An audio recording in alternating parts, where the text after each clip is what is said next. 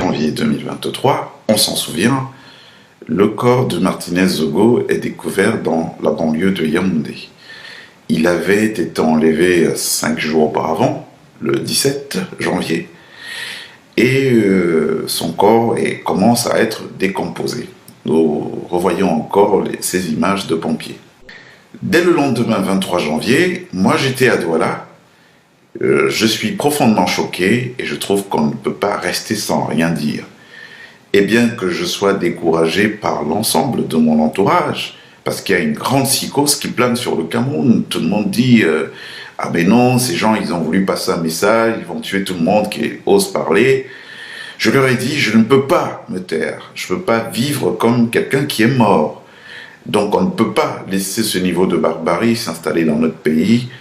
Peu importe ce que ça peut coûter, moi, je vais m'exprimer. Donc, je fais une vidéo d'indignation, une sortie télévisuelle d'indignation le 23 janvier, donc le lendemain du jour où le corps est retrouvé.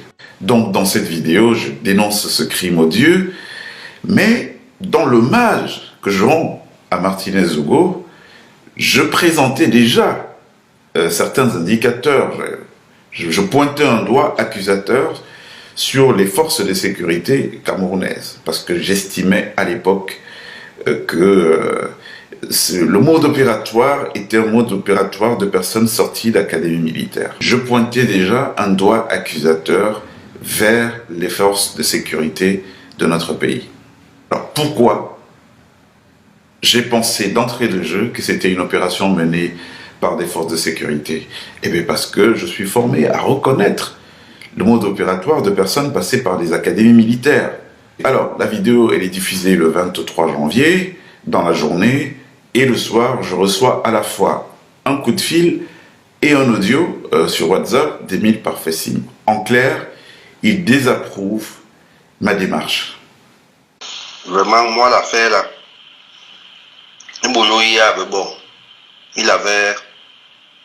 il était allé très loin et il s'était attaqué à quelque chose qu'il ne pouvait pas supporter. Je me dis qu'il aimerait dans rien bien encore. Mais il n'y a pas rien peu. Mais bon, il est biba. Tu conviens avec moi qu'à bien dire là-haut. Je l'avais attaqué un malade. On y veut toquer soubi. Et l'eau n'y a quoi. Puis soit bien il est. En keha, il y a un coup ne keha. En terre qu'on vit les mourous dans ma langue habitée.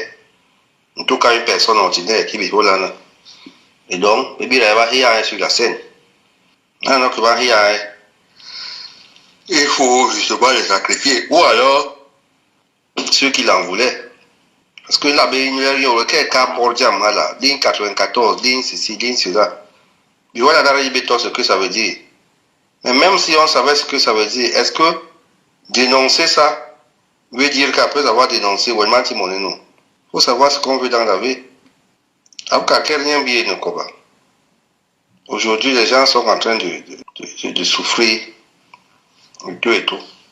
Mais moi, je n'ai jamais été compatissant. Parce que liberté d'expression ne veut pas dire libertinage d'expression. Sincèrement.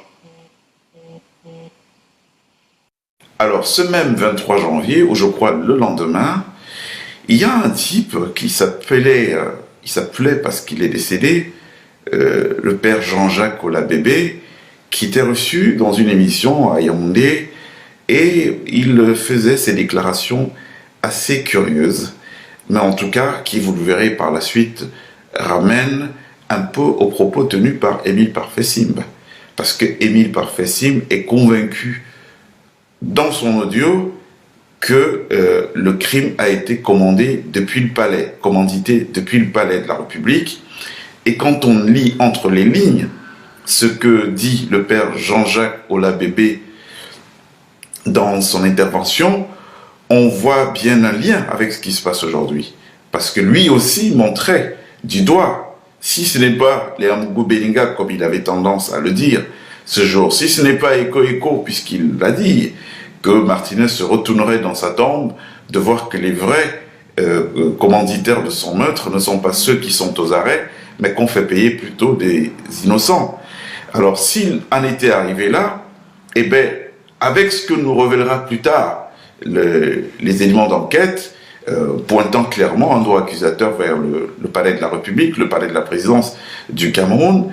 On comprend qu'il y a une similitude entre ce que dit Simba, qui dit que ça vient du palais, et ce que disait à l'époque le père Jean-Jacques Olabébé, qui a été retrouvé mort 2 ou 3 jours après avoir fait cette sortie.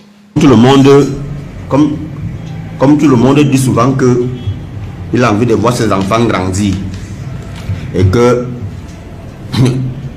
il n'a pas envie de monter dans la Prado noire surtout. Moi-même aussi.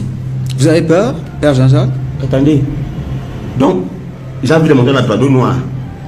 Monsieur Paul Désébia. Donc, c'est moi qui demande la Prado noire. D'abord, même pour que je vive, je tire le diable par la queue au quotidien. Hein?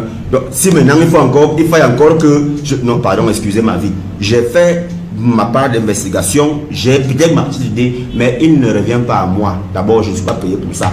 Que les gens qui sont d'ailleurs le chef d'État inscrit, la gendarmerie, la police pour mener cette enquête-là, ils sont d'ailleurs payés chèrement pour ça, qu'ils fassent leur travail et qu'ils nous disent qui a posé là. Mais moi, je vous ai dit, on nous a induit en erreur. Donc, laissez M. Jean-Pierre Amogobelinga loin dans cette histoire de Martinez. Et même Martinez ne peut pas accepter que on pose son deuil, son assassinat sur quelqu'un qui n'a pas posé l'acte. Martinez lui-même voudrait qu'il y ait la vraie justice. Et ça pose un autre problème. Moi, je dis encore, et vous allez me lire entre les lignes, sans dire des choses, je vais dire des choses. Oui. Ça pose un autre problème. Il faut savoir, et je le dis à tous ceux qui nous écoutent, les journalistes, les gens qui pensent qu'ils sont dans des camps ou dans d'autres, ne croyons pas que être dans un camp nous garantit la survie. Parce que là où nous sommes là, c'est une affaire de... Tout est gâté, hein. C'est-à-dire que même ton propre camp, que tu sais, peut soit te négliger, comme, enfin, je veux pas, soit te négliger et on t'ôte la vie, comme on a ôté la vie à Martinez, soit alors ton propre camp qui t'utilise peut se rendre compte que tu as déjà fait le boulot et maintenant, bon, ils n'ont plus rien à gagner, surtout que tu peux être un témoin gênant qui a peut-être des informations déjà très compromettantes et que si demain ou après-demain tu es peut-être interpellé, il peut arriver que tu dises que comme j'ai dit ceci, cela là, c'est tel qui m'a donné le tel document, voilà, et voilà. Donc tout ça, ça veut dire que nous sommes donc dans une situation où il n'y a plus de certitude, tout est comme ça, sens dessus, sens dessous, du coup, attention. Donc, moi j'interpelle les uns les autres, sortez des réseaux. Sortez des réseaux, vous les journalistes, machin, sortez des réseaux, sortez des clans et des clans, sortez de là. Mieux, encore moi, personne ne peut dire que Père Jean-Jacques Olabébé, que je suis, et m'a donné 10 francs pour faire ça. D'abord, je ne mange pas de ce pain-là, pas du tout. Donc, du coup, je parle de manière libre. Alors, et quand je parle, celui même qui... Alors, dès le 27 janvier, donc 5 jours après la découverte du corps de Martinez Zogo, il y a quelqu'un qui est arrêté. Cette personne s'appelle Justin Danhoui. Il est lieutenant-colonel en service à la DGRE dans laquelle il occupait jusque-là le poste de directeur des opérations, donc l'un des postes les plus importants. La DGRE, encore une fois pour nos amis qui nous regardent, qui ne sont pas du Cameroun, c'est les services secrets camerounais. Donc ce type-là est arrêté. Je vais vous faire le film de son arrestation. Maxime Eko, le patron des services secrets camerounais, reçoit un coup de fil de Landry Galaxietoga, qui est patron, lui, de la gendarmerie du Cameroun, secrétaire d'État à la Défense, mais en réalité, c'est lui le patron des gendarmes, des Pandores camerounais. Et ce dernier, donc le patron de la gendarmerie, appelle le patron des services secrets camerounais pour lui demander de mettre à sa disposition un de ses hommes. Cet homme en question, c'est le lieutenant-colonel Justin Danhoui, qui était jusque-là directeur des opérations des services secrets camerounais. Donc, Eko Maxime, le patron des services secrets camerounais, collabore. Il ne fait pas le problème. Il fait tout de suite mettre aux arrêts le lieutenant-colonel Justin Danhoui, par qui? Eh bien, par un commissaire qui s'appelle James Elon Lobé, qui était d'ailleurs pressenti dans ces périodes-là pour prendre la succession du lieutenant-colonel Danhoui à la direction des opérations. Donc ce dernier fait venir le lieutenant-colonel Justin Danhoui dans son bureau, à la demande donc du patron, de leur patron, le patron des services secrets camerounais. Et sauf que c'est pas la seule personne qui est demandée, qui est revendiquée par le CED. Il y a d'autres éléments aussi qui sont des éléments des services secrets camerounais qui font partie de la liste de gens que le CED, donc Landry Galaxy Toga, souhaite que le patron des services secrets mette à sa disposition. Sauf que de toute la liste, le seul qui est présent dans le service ce jour, c'est le lieutenant-colonel Justin Danwe. Donc il sera appelé dans le bureau du directeur des opérations d'alors, donc le commissaire James Elon Lobé, et ce dernier l'amènera, donc l'escortera jusqu'au secrétariat d'État à la Défense, donc chez le patron de la gendarmerie, où il sera tout de suite mis aux arrêts. Donc nous sommes le 27 janvier. Alors, première question. Donc le 27 janvier, 5 jours après qu'on ait découvert le corps de Martinez, il n'y avait pas encore de commission d'enquête mixte, gendarmerie-police, mais le secrétaire d'État à la Défense, donc le Landry Galaxy Toga, il y avait déjà une liste de suspects. De qui tenait-il cette liste? D'où vient la liste qu'il communique au patron des services secrets, qui justifiera l'arrestation du numéro 2 de ces services? D'où tient la certitude, le patron de la gendarmerie, d'une culpabilité ou alors d'une suspicion sur la personne du lieutenant-colonel Danwe? Et la liste des gens qu'il communique, d'où la tient-il, cette liste-là? Sachant qu'à ce moment-là, le président de la République n'avait pas encore instauré ou institué une commission d'enquête mixte gendarmerie-police. Jusque-là, officiellement, ce que c'est le patron des services secrets, c'est que des éléments à lui seraient mêlés à une histoire de trafic d'armes et de drogue. On ne lui a pas dit qu'ils sont arrêtés pour une affaire Martinez. Voilà, donc on est le 27 janvier.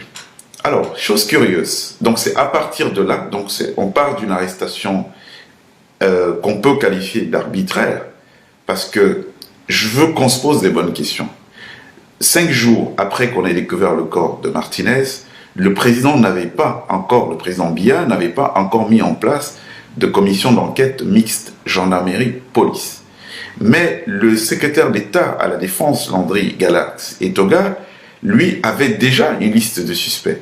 D'où tenait-il cette liste? Qui lui a donné cette liste-là? Donc, Danwe est arrêté, et c'est à partir de Danwe que tout le reste des arrestations se feront. C'est à partir de cette arrestation de Danwe que Belinga Amougou sera incriminé, que le patron même des services ECHO sera incriminé, donc c'est lui qui portera en quelque sorte l'acte d'accusation pour parler des complicités dont il a pu bénéficier dans ce qu'on lui reproche en réalité, mais qui n'avait pas été dit au patron des services secrets.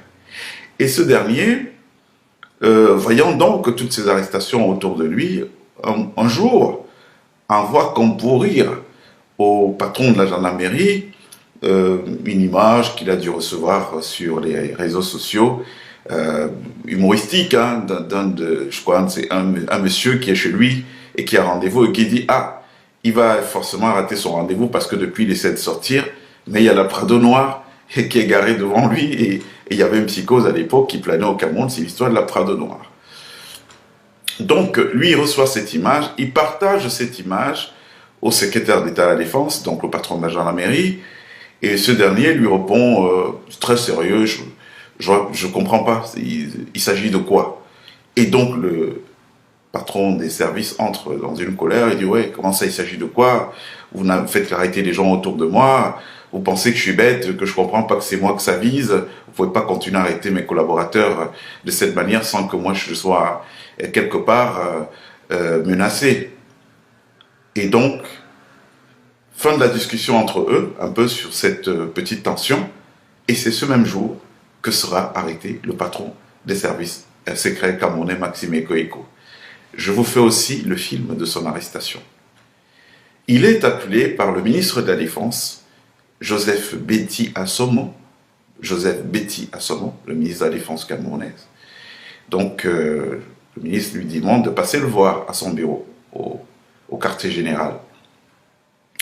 il arrive là-bas et le ministre lui dit, bon voilà, je t'appelle parce que le président a demandé que tu te rendes disponible, tu as tes gars qui sont interpellés depuis, qui sont au CED, il y a une affaire le CED, c'est le siège de la gendarmerie nationale, donc il y a une affaire de trafic d'armes et de drogue là-bas, il faut vraiment que tu ailles les aider, c'est à la demande du patron lui-même.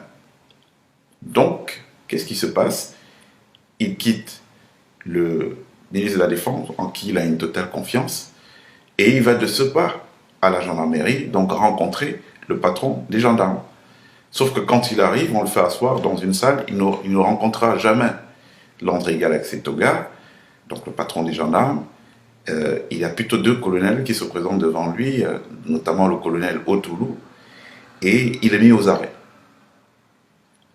Il est arrivé là-bas il n'avait pas d'arme sur lui ce jour. Je pense que s'il avait eu une arme, il aurait très vite compris qu'il est tombé dans un guet-apens. Donc, le patron des services secrets camerounais, Maxime Eko, est cueilli de cette manière.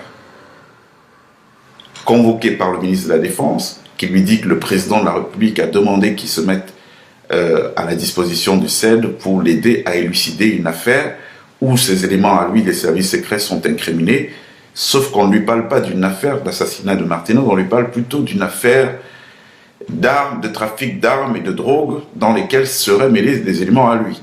Et donc, lui, de bonne foi, il se présente chez son collègue, donc le patron de la gendarmerie, pour entamer avec lui une collaboration, comme celle qu'il avait déjà commencé quelques jours auparavant. Il arrive, on lui dit non, attendez dans une salle d'attente, et puis il y a les colonels de la gendarmerie qui arrivent, et il est mis aux arrêts. Donc voilà comment a été arrêté le patron des services secrets camerounais, Maxime Eko. Il se retrouve donc avec Amougou Belinga, tous les deux, accusés, Amougou Belinga d'être la personne qui a commandité l'assassinat de Martinez, ou au moins l'enlèvement de Martinez, et lui, Eko, comme ayant fait partie du plan. Donc les deux sont accusés par Justin Danoué. Donc c'est les accusations unilatérales de Justin Danoué qui fondent l'acte d'interpellation de ces 2 personnalités. Extrait de l'interrogatoire du lieutenant-colonel Justin Danoué, ex-directeur des opérations des services secrets camerounais, soupçonné d'être le leader du commando ayant assassiné Martinez Zogo. Question des enquêteurs. Quelle est cette autre personne qui vous a contacté pour parler de Martinez Zogo? Réponse du lieutenant Justin Danoué. C'est monsieur Amougou Belinga. Question des enquêteurs. Dites-nous-en les circonstances, s'il vous plaît. Réponse du lieutenant Justin Danoué. Il m'a invité à le rencontrer à son domicile d'un van le 29 décembre 2022 entre 19h et 20h. Y étant, il m'a dit qu'il y a ce journaliste Martinez Zogo qui parle mal de lui et se demandait si on ne pouvait pas l'intimider. Il ne m'a pas demandé d'intimider Martinez Zogo, car il n'a pas qualité pour le faire. Ensuite, nous avons échangé sur d'autres sujets. Je lui ai à l'occasion rappelé le problème de mon dossier de demande d'avance de solde pour laquelle j'avais sollicité son intervention auprès du ministre des Finances. En interrogeant les téléphones de ces personnalités, on découvre que Justin Danoué connaissait Amougou Belinga. Donc on lui demande comment il le connaît, et il dit qu'il s'était rendu à son domicile, au domicile de Amougou Belinga, pour lui demander une faveur, l'avancement de son dossier, d'une avance de solde. Un dossier d'avance de solde au ministère des Finances, et que c'est Belinga qui devait intervenir pour ça. Et que Belinga, pendant leur conversation, se serait ouvert à lui et lui a dit qu'il y avait un journaliste, Martinez Zogo, qui s'en prenait à lui de manière très dure dans les réseaux sociaux et qu'à l'occasion, il aimerait bien lui faire subir une petite correction, hein, juste pour qu'il se calme. Mais, donc c'est sur la base de cette déclaration de Justin Danoué que Amougou Belinga est arrêté comme commanditaire. En tout cas, de l'enlèvement de Martinez Zogo. C'est sur la base de cette seule déclaration. Sauf que, par la suite, le même Justin Danoué se rétracte quand il faut faire une confrontation, on lui demande s'il connaît Amougou Bellinga, il dit qu'il ne le connaît pas. Amougou Bellinga, lui, par contre, dans son naturel, il a dit, mais bien sûr, je le connais. Hein, c'est un ami, il vient souvent chez moi et tout. Et tu dis que tu ne me connais pas, mais qu'est-ce qui ne va même pas dans ce pays, hein? Tu dis que tu ne me connais pas comment? Tu ne viens pas souvent chez moi et tout. Or, en réalité, la rétractation de Justin Danoué, c'est une façon de vouloir protéger Bellinga. Et il le dira plus tard. Je ne voulais pas le mêler à nos choses.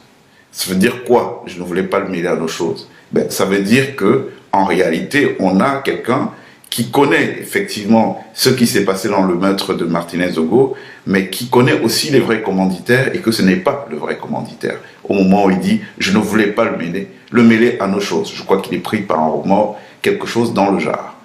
En tout cas, par l'œuvre d'interrogation, des téléphones de toutes ces personnalités, on n'a rien trouvé de probant qui incrimine que ce soit Eko, que ce soit Maxime, que ce soit Bellinga, Amougou. On n'a rien trouvé qui incrimine les deux personnes.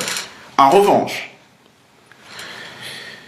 il se trouve que le jour de son enlèvement, Martinez Ogo a rendez-vous avec plusieurs personnes. La dernière personne qu'il appelle, c'est Martin Savom. Il était 19h41, donc quelques minutes avant d'être enlevé. On ne saura jamais ce qui s'est dit, mais autre chose qui doit attirer votre attention, c'est que le 30 janvier, 3 jours après que Danoué soit arrêté, donc soit aux arrêts au CED, il est en cellule, ce dernier appelle un de ses subalternes dans les services secrets, il appelle au téléphone. Et au téléphone, il lui demande quel est le pouls de la maison par rapport à l'affaire et est-ce qu'il peut lui récupérer notamment un téléphone portable qui est dans l'une des voitures, les voitures de service qui est égarée quelque part. Et donc ce lieutenant-là, il ne se coopérera pas, il lui dira non, les clés de cette voiture sont déjà récupérées, même votre bureau est scellé, donc je ne peux récupérer aucun document. Ça veut dire quoi? Ça veut dire qu'au jour où, à l'heure où je vous parle, il y a un téléphone du lieutenant-colonel Danoué, qui est le cerveau de cet assassinat de Martinez Ogo, qui n'a pas été expertisé et qui peut-être détient la vérité des commanditaires. C'est qui le commanditaire? Donc, à la fin de cet appel, ce lieutenant-là fait un compte rendu au patron des services. Donc le 30 janvier, je vous parle bien du 30 janvier, il lui fait un rapport dans lequel il lui dit qu'il a reçu cet appel et cette demande du lieutenant-colonel. Alors, ce qui veut dire quoi? Ce qui nous renseigne sur un fait qui est grave. Comment a-t-on laissé en sa possession le lieutenant-colonel Danoué aux arrêts au CED avec son téléphone? Comment un type qui est gardé a vu au CED dans le cadre d'une affaire aussi grave? Comment continuait-il à passer des coups de fil à partir de son téléphone en cellule? Direction générale de la recherche extérieure. Yaoundé, le 30 janvier 2023. Note. Objet. Compte rendu d'un appel reçu du lieutenant-colonel Danoué Justin. J'ai l'honneur, très respectueusement, de vous rendre compte que j'ai reçu aux environs de 17h12 ce lundi 30 janvier 2023 un appel du lieutenant-colonel Danoué Justin, précédemment directeur des opérations. Ce dernier disait qu'il était au service central des recherches judiciaires au CED. Durant la causerie, il a cherché à connaître l'atmosphère dans le service et demandé s'il pouvait rentrer en possession de certains de ses effets personnels. S'agissant du pool du service, il a voulu savoir les commentaires que les gens font de la situation actuelle. Je lui ai répondu que je ne savais rien de ce qui se passe et que, comme tout le monde, je cherche à comprendre. Je lui ai aussi dit qu'un nouveau directeur des opérations à la personne du CPP Beltran a été installé. Pour ces effets, il a demandé que je prenne la clé du véhicule au poste 142 et que je récupère dans le véhicule son trousseau de clés et un téléphone dans un des coffres. Il y a une volonté de quand même bichonner ce prisonnier qui est suspecté d'avoir commis quand même l'assassinat crapuleux, le crime crapuleux d'un citoyen. Comment se fait-il que le 30, donc 3 jours après son arrestation, le 27 janvier, qu'il détienne toujours un téléphone portable en cellule avec lequel il passe des appels. C'est très étrange. Très étrange ce traitement de faveur que la gendarmerie lui accorde et qui jette la suspicion finalement sur tout le reste de l'affaire. Donc, je vous la fais court. Par la suite, il y a une commission d'enquête mixte qui est nommée. Cette commission vient et commence à travailler et elle se rend compte que les membres du commando ont tous eu l'accès à leurs données téléphoniques restreints à une certaine heure. Alors comment tous ces membres du commando ont l'accès à leurs données téléphoniques restreints, c'est-à-dire les obligeant à ne pas communiquer par WhatsApp, mais à passer des coups de fil normaux qui peuvent être donc interceptés et être écoutés.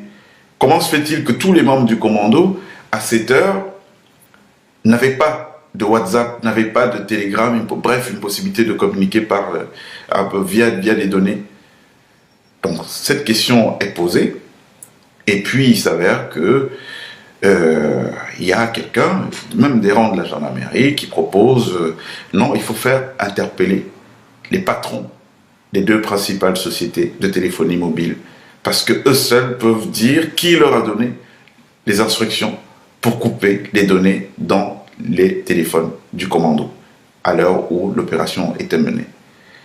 Et bizarrement, il y a une opposition farouche de la hiérarchie, donc de la gendarmerie, qui dit non, non, non, on n'arrêtera aucun patron, ça suffit comme ça, on arrête à ce niveau.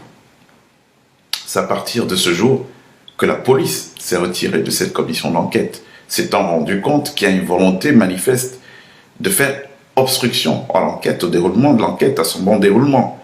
Parce que comment a-t-on un élément aussi sensible et un élément comme ça qui ne peut être élucidé qu'en cuisinant les patrons des 2 sociétés de téléphonie mobile, mais battu en brèche par l'une des parties prenant part à l'enquête, qui dit non, non, non, on n'arrête pas, ces gens-là, on les laisse, et tout, et tout. Alors qu'en arrêtant les patrons de ces sociétés de téléphonie mobile, on aurait tout de suite su qui leur a donné ces instructions-là. Et cette personne qui a donné l'instruction, ça ne peut pas être moi, Morgan Palmer. Ce n'est pas le menu Fretin, c'est quelqu'un forcément de haut placé. Et en remontant à cette personne de haut placé, on aurait su c'était qui le commanditaire de cet assassinat.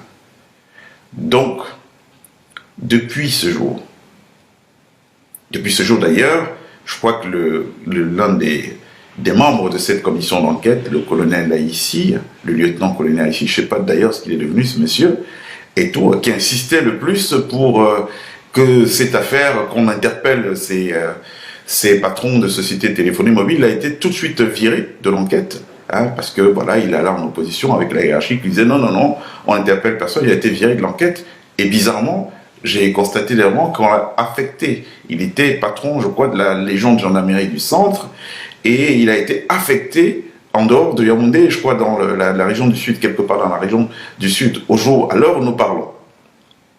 Donc, un type comme lui qui dit un propos de bon sens, qui est, bon, voilà, celui qui peut nous aider à faire avancer le fil. Nous avons un fil qu'on tire, et ce fil-là nous mène aux sociétés de téléphonie. Si on les interroge, on saura qui leur a donné l'ordre, et si on sait qui leur a donné l'ordre, on sait qui est le commanditaire de l'assassinat. Mais cette personne a été dégagée de l'enquête, et on n'a jamais arrêté, interpellé même les patrons des sociétés de téléphonie mobile pour qu'elles disent de qui était cet ordre de couper les données sur les téléphones des membres du commando. Pourtant, l'enquête était close à ce niveau.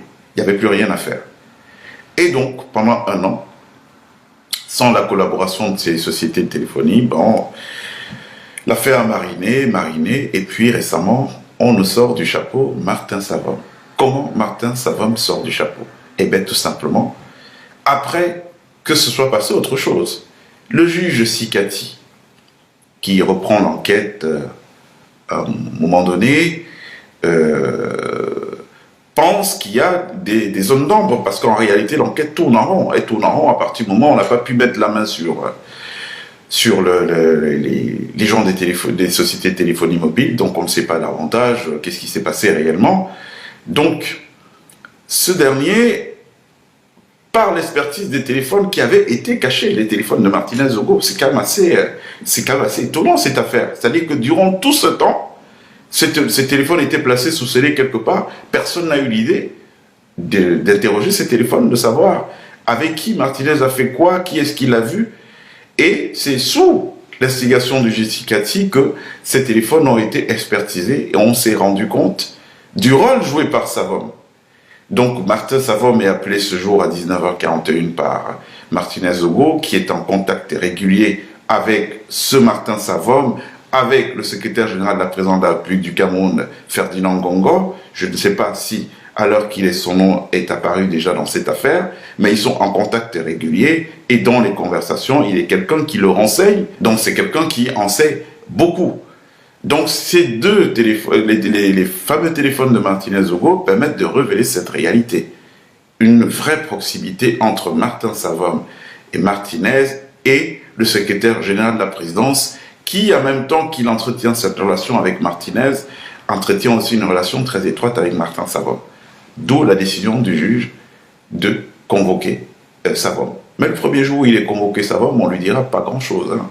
On le baladera sur les questions générales, sans jamais lui parler de ce pourquoi il est mis en examen. Sauf que il est déjà placé sur écoute en ce moment. Donc au sortir de son audition, ce jour-là, devant le juge Sikati, eh bien évidemment, il fait l'erreur qu'on attendait, enfin qu'ils attendaient tous. Ceux qui ont monté ce stratagème, c'est qu'il appelle à gauche et à droite, il se repent, et donc il livre sans s'en rendre compte lui-même le propre réseau de commanditaires, parce qu'il passera un appel et au ministre de la Défense, Joseph Betty Assomor, pour lui rendre compte de son arrestation, enfin de son interpellation dans l'audition, et il passera un coup de fil aussi au secrétaire général de la présidence de la République du Cameroun, lequel lui conseillera d'écrire un courrier à la première dame, au président de la République, pardon, pour se plaindre de cette situation et tout. Donc, en un an, le nom de Martin Savom n'a paru nulle part. Et par contre, aujourd'hui, avec tous les éléments qu'il y a, tous les éléments ramènent ce crime à sa personne. Pourquoi a-t-on caché pendant un an? Pourquoi, pendant un an, ce type n'a apparu nulle part?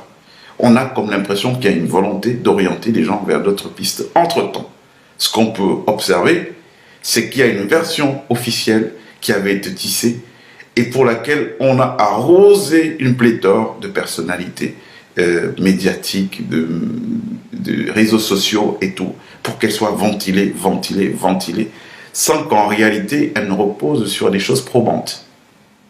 Donc je me dis que ce juge-là, fort de nouveaux éléments, je me dis, hein, ça c'est ma propre analyse à moi, fort de ces nouveaux éléments, donc qui incrimine Martin Savom, qui rattache Martin Savom au secrétaire général de la présidence Ferdinand Ngongo et au ministre de la Défense, fort de ces éléments, et fort du fait que Danoué s'est rétracté, il a dit qu'il ne connaissait pas, en tout cas qu'il n'avait jamais été missionné ou mandaté par Beninga Mougou, fort du fait que les téléphones de Beninga Mougou et de Maxime Ekeko, le patron des services secrets, ont été tous expertisés et aucune de leurs conversations ne renvoyait à l'histoire de ce crime.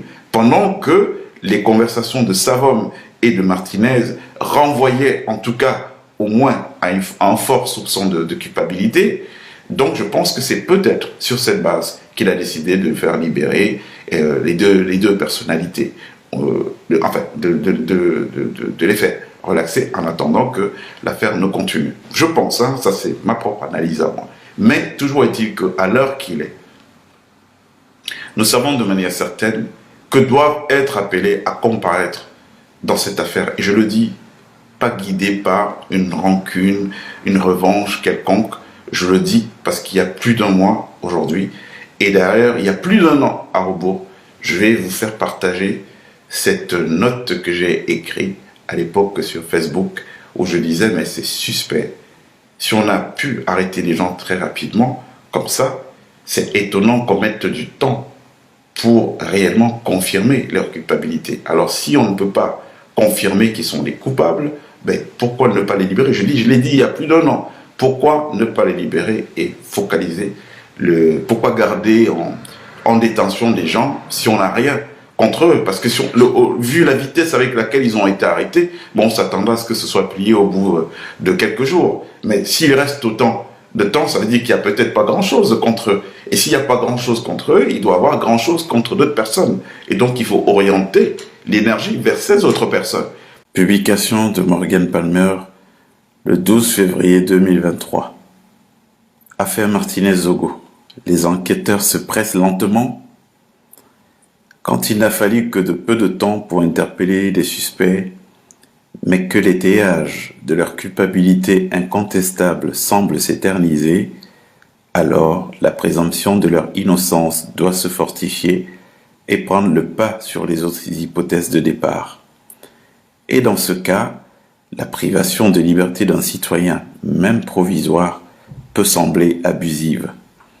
Le meurtre de Martinez-Zogo est une grande injustice qui ne doit pas être solutionnée par une autre injustice.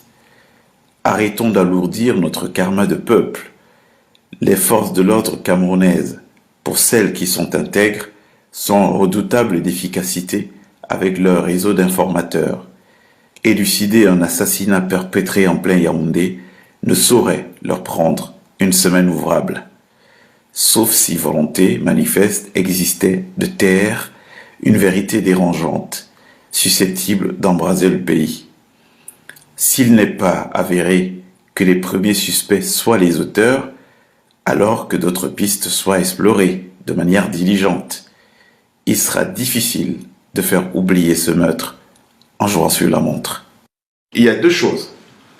Quand il est question d'interroger les patrons des sociétés de téléphonie mobile qui ont reçu certainement des instructions de quelque part pour que les données des membres du commando soient restreintes, eh bien, on a viré le lieutenant-colonel Aïssi, qui était le plus remuant, qui insistait pour que ça se fasse, il a été viré, donc on a coupé cette piste de ces patrons, ils n'ont jamais été interrogés.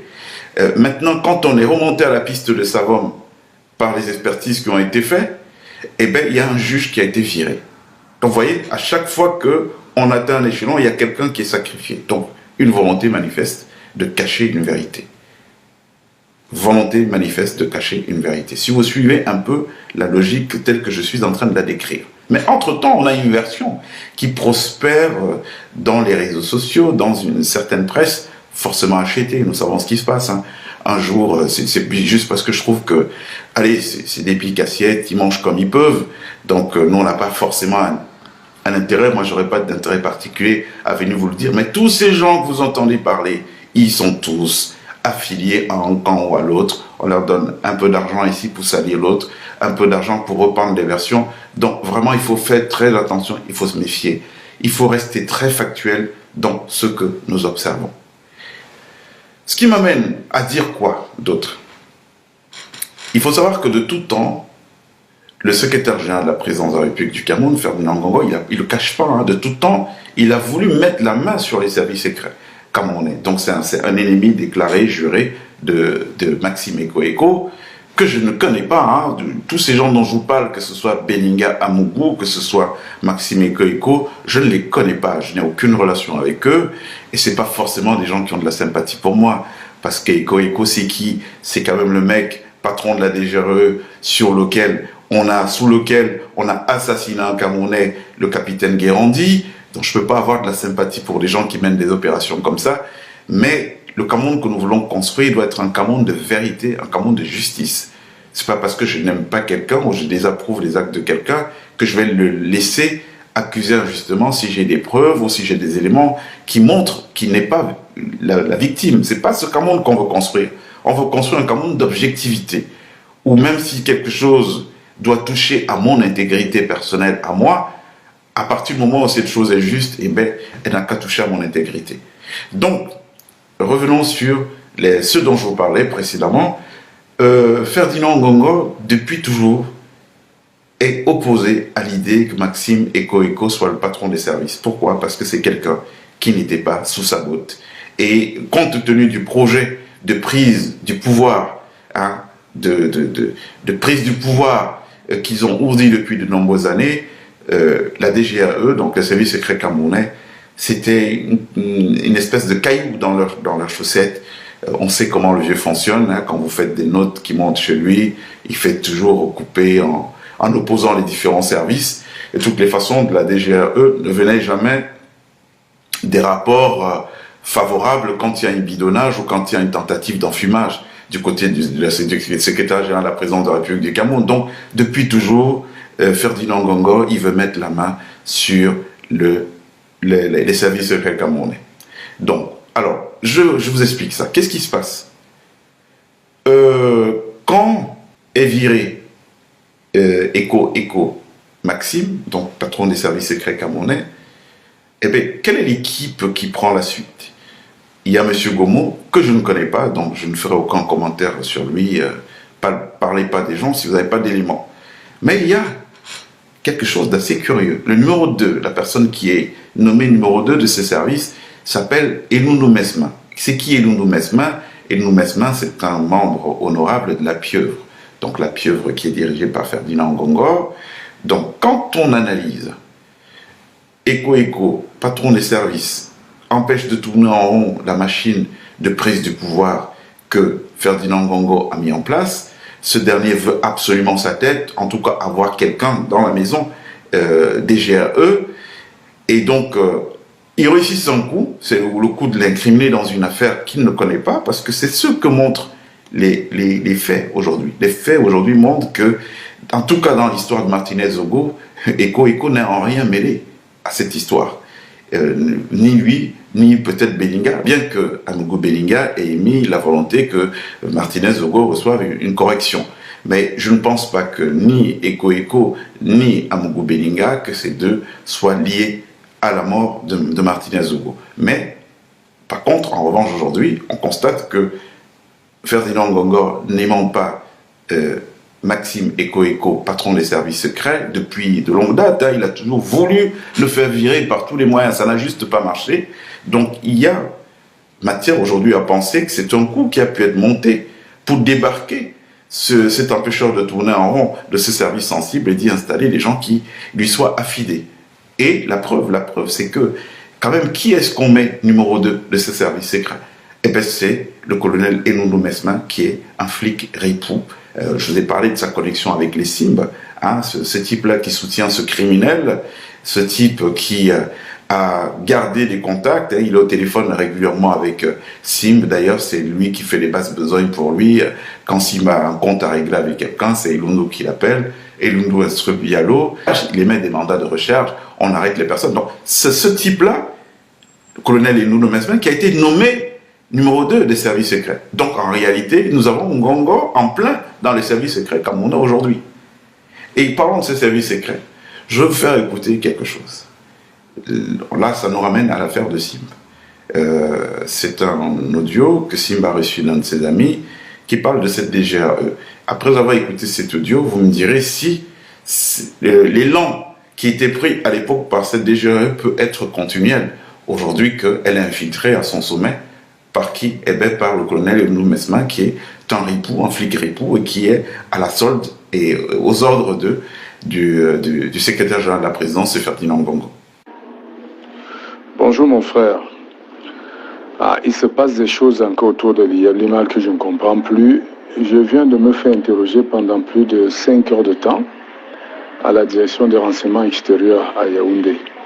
En fait, pendant les obsèques de Camille Briand, un monsieur s'est présenté à moi qu'il est officier de police 3e grade.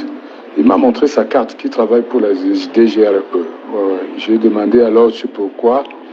Il dit que je suis appelé à me présenter à leur service vendredi matin pour répondre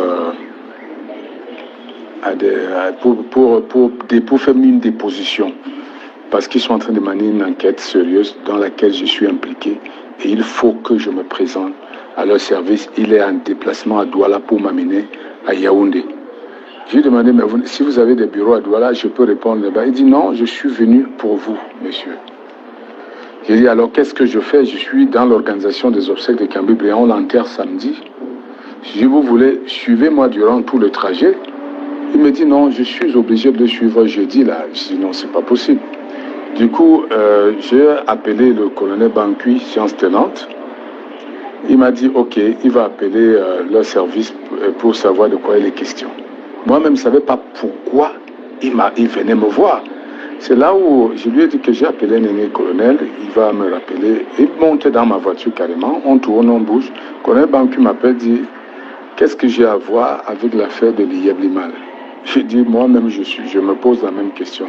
Il dit, il paraît que c'est l'histoire de Liyeblimal. Toi, tu serais cité dans des plaintes collectives là, et il y a une enquête spéciale qui a été instruite par le chef de l'État suite aux plaintes de nombreux Camerounais qui sont plaints et que ça risque de provoquer un soulèvement, mais que je ne suis pas la personne particulièrement incriminée, mais que je suis cité comme co-acteur dans la tromperie des Camerounais et que je dois répondre.